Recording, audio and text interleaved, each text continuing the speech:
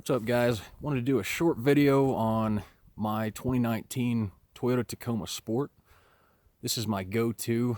It's kind of rigged up for everything that I like to do out in the woods, whether it's sleeping or, cooking food, camping, basically. A little bit of recovery gear. And yeah, let's get to it.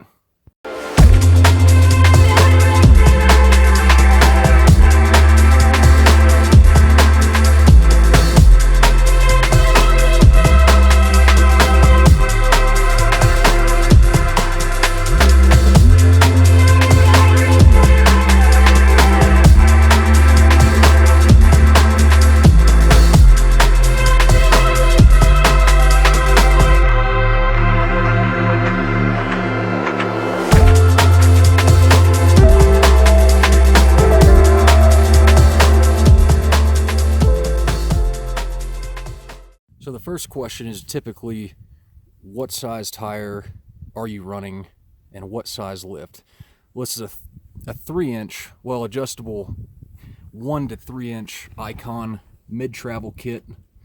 I didn't clean up my truck because I use this thing all the time. I'm not going to go to the car wash just to make a video. This is how it looks most of the time. Anyways, Icon upper control arms. These are the Delta joints. And of course the Icon non-remote reservoir coilover shocks. The tires are the Hankook Dynapro MT. I've got nothing bad to say about these tires. They're great. They work in snow, mud, sand, you name it. These are the 285 75 16s. The Tacomas come with a 17-inch wheel, at least my Sport did, but I downsized and went with the KMC Enduro. And it's a 16-inch wheel. I've had it on my previous Tacoma. They're just super strong, super sturdy wheels. I've got no complaints. It's a good suspension and good tire setup for me. Obviously, if you're driving in the city all the time, you're probably not going to need something like this. You could just go with, some Bilsteins or something like that. But for what I do, this is my go-to setup. I've had these Icon shocks on, I guess, my past 3 vehicles. I've got no complaints. It's a good price point, good company, and these shocks, they just soak it up. The faster you go, the smoother it is on a dirt road, or in my case, I work out in the oil field, and these things, they soak it up. It's like gliding on a cloud, so no complaints there. As far as the front of the vehicle goes, this is a Little Bees fabrication bumper, and they are out of Denver, Colorado, and they did the install for me. This thing was brand new. I was a little bit hesitant to do the cutting of the factory bumper myself, so I got them to do it, and they tossed in some fog lights for free. I have yet to get a winch. That is next on the list.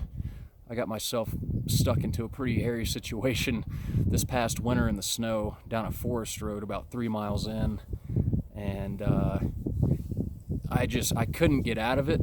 Well, I did get out of it, but it would have been a lot easier with a winch. Toyota, I think there's a TRD Pro grill with the Raptor lights. That's just kind of an aesthetic kind of thing. Makes the truck look good. Painted the hood scoop. Up top, I've got the Prinsu rack with a single row 40-inch light bar. These guys, they're just a knockoff traction board, and that's actually what saved me on that trip that I was just telling you about in the snow. I had my doubts about these things, but I am so glad that I had them on that trip. That was the first time I used them, and I would have been stuck out there until springtime if it wasn't for those things. So, other than that, I've got my soft topper, and these things are really cool. I kind of wanted a hard shell, but the versatility of the soft topper is just amazing. So it's got this you can see it through the canvas here. It's kind of a skeletonized aluminum frame on the inside. And what that does is it scissors, so you can move this whole thing forward. It completely folds forward in case you have to haul, a dirt bike, or you're moving and you need to put something tall in there, like a refrigerator or dryer, whatever. You can move the whole thing forward, fold the whole thing forward without having to uninstall it from your vehicle. Beyond that, you can unsnap each of these buttons, and this whole thing rolls up, and there's clips on the inside, which you can see here. So this rolls up and can be completely open. So for camping, if you want to get a cross breeze and have a view of what's going on around you, it's totally an option. And the same thing goes for the vinyl back here. It rolls up too. You can see the buckles. I'll go ahead and open it up for you guys just to show you what I keep in here whenever I'm out in the woods. So, and this is Velcro here. This rib right here attaches by a snap. Zippers. Alright, so the whole thing flips up. Normally I don't run around with trash in the bed of my truck. I need to throw that out. But yeah, there's my sleeping pad, my bedroll, and then I keep 10 gallons of gas in there, and of course my Pelican Cooler. Another recommended product. These things they last forever. And the ice, it'll hold ice for like 7 or 8 days. It's got tie down points, cup holders. If you're a fishing kind of guy, you can see up there, it's got measuring, or maybe you're not a fisherman, maybe you just got to measure something. But